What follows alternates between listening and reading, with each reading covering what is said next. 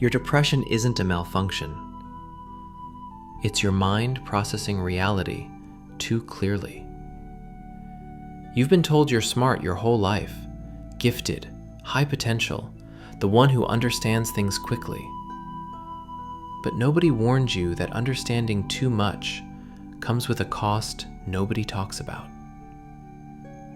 You're the person who lies awake at 3 a.m., not because you can't sleep, but because your brain won't stop showing you how meaningless everything is. The job you're working toward, the relationships you're building, the achievements everyone says matter. Your mind keeps pulling back the curtain, and you can't unsee what's behind it. While everyone around you is worried about deadlines and grocery lists and what to watch on Netflix, you're drowning in questions that have no answers. What's the point of any of this? Why does existence feel like a weight you never agreed to carry? And why does nobody else seem to be asking? The worst part? You can't even explain it without sounding pretentious. Oh, you're too smart for your own good. Must be nice to have such deep thoughts. They don't understand. This isn't philosophy. This is suffocation.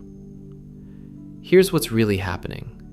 Your brain doesn't just process information faster, it processes meaning differently, deeper. While most people can accept surface explanations, your mind automatically peels back layers until it reaches the existential questions underneath everything. When someone says, "Just work hard and you'll be happy," you don't hear encouragement, you hear the hollowness. When they talk about future plans, you can't stop seeing the infinite variables that make certainty impossible. When they find comfort in routine, you feel trapped by the realization that we're all just repeating patterns until we stop existing. You're not broken. You're experiencing what psychologists call existential depression.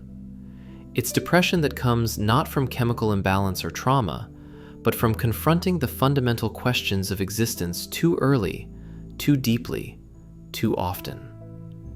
You see the randomness of birth, the inevitability of death, the cosmic insignificance of human achievement. And you can't unfeel it. You can't unknow it. You can't go back to the comfort of not thinking about it. The gifted mind is a curse wrapped in a compliment. It's being able to see the scaffolding behind reality while everyone else enjoys the show. And the isolation of that vision is its own kind of dying. But here's what nobody tells you about this kind of depression. It's not your intelligence that's hurting you. It's that your intelligence developed faster than your wisdom. You learned to see the abyss before you learned how to live despite it. Camus wrote about Sisyphus, the man condemned to push a boulder up a mountain forever, watching it roll back down only to start again. Meaningless, repetitive, absurd. And Camus said we must imagine Sisyphus happy. Not because the task becomes meaningful, not because the boulder gets lighter, but because Sisyphus learned something that your gifted mind is still fighting to understand. The meaning isn't in the summit, it's in the pushing. The point isn't to find cosmic significance, it's to create human significance in a cosmos that doesn't care. Your depression comes from seeing the truth too clearly. Nothing matters objectively. But here's the other truth your mind hasn't integrated yet. That means you're free to decide what matters subjectively. The universe doesn't care if you achieve anything, which means you get to care about what you want to care about, not what you're supposed to care about, not what would make your potential worthwhile. What genuinely moves you, even if it's small, even if it's temporary, even if it's absurd. You're drowning in questions that have no answers. Maybe the way out isn't finding the answers. Maybe it's learning to live beautifully inside the questions. Your gifted mind will always see the abyss, the meaninglessness, the cosmic indifference. That doesn't change. What changes is how you stand at the edge of it. You can stare into it until it consumes you, Or you can turn around and build something small and human and temporary at the edge of forever. Not because it matters to the universe, because it matters to you, right now, in this brief flash of consciousness you get to experience. Your depression isn't your mind malfunctioning. It's your mind encountering reality without the protective filters most people never lose. And yes, that's heavier. Yes, that's lonelier. But it also means you're capable of something most people never access: authentic meaning. Not inherited meaning, not assumed meaning. Meaning you choose consciously, with full awareness of the absurdity, and choose anyway. That's not defeat. That's the most profound kind of courage.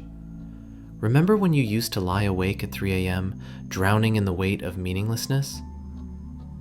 You're still going to have those nights. But maybe now you'll understand. You're not drowning. You're awake. And being awake in a sleeping world has always been both the curse and the gift. The abyss is still there. The questions remain unanswered.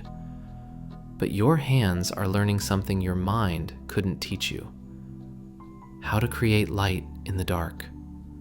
Not because the dark isn't real, but because the light is real too. Even if it's temporary, even if it's small, even if it's just yours.